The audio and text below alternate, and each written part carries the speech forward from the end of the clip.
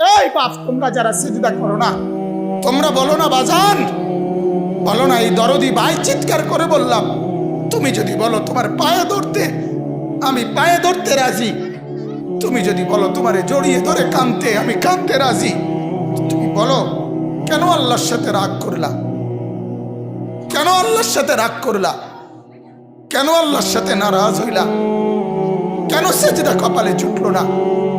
কেন মালিকের সাথে সারাদিনের এত কিছুর বিনিময়ে আল্লাহ তাআলা একটা মিস কল দিলে, 2 সেকেন্ডের একটা মিস কল দিলে বন্ধু তুমি টের পাও তোমার মোবাইলে মিস কল আসছে।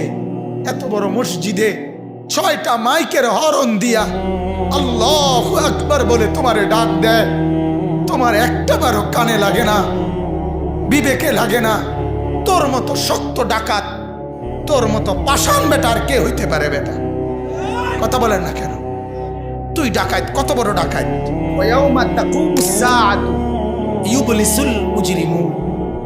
আল্লাহ তাআলা বলেন যখন হাসরের মাঠ কায়েম হবে, হাসরের মাঠ যখন কায়েম হবে, নাফরমানরা, পাপীরা,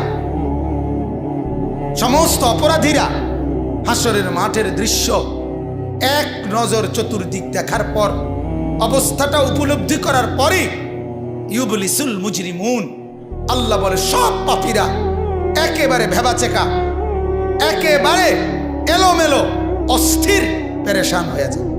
হায় এখন কি হবে? এখন কি হবে? হাসরের ময়দানে দাঁড়িয়ে দেখবে আল্লাহর নবী সাল্লাল্লাহু আলাইহি সাল্লাম বলেন 2টা কদম, শুধুমাত্র 2 পাও রাখা যায় যতটুকু জায়গা। আল্লাহ রাসূল সাল্লাল্লাহু আলাইহি সাল্লাম বলেন একজন মানুষ হাসরের ময়দানে শুধু এতটুকু জায়গায় বরাদ্দ পাবে।